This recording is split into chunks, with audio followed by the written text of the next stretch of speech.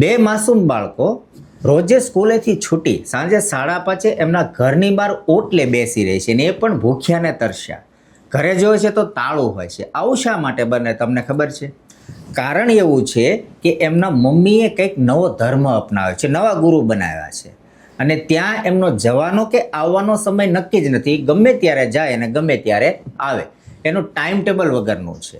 આવા નવા ધર્મના લીધે એના મમ્મી લગભગ સાંજે ઘરે નથી હોતા જ્યારે બાળકો ઘરે આવે.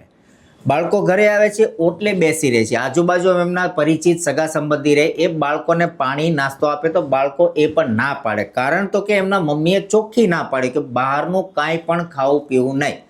બાળકો બિચારા ભૂખ્યાના તરસ્યા ઓટલે બેસી રહે છે. વધારામાં ઘણી વખત એવું પણ બને છે કે એમના પતિ જે કામેથી મજૂરી કરીને પાછા ને ત્યારે આવે જોવે છે તો ઘરે તાળું હોય છે.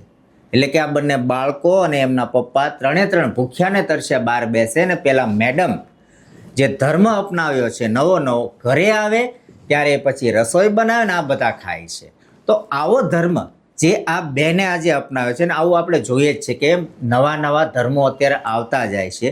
તો શું આવા ધર્મથી આપણા કુટુંબની પરિસ્થિતિમાં સુધાર આવશે કે બગડશે? તમે આ વિશે શું માનો છો? નીચે કોમેન્ટ જરૂર કરજો.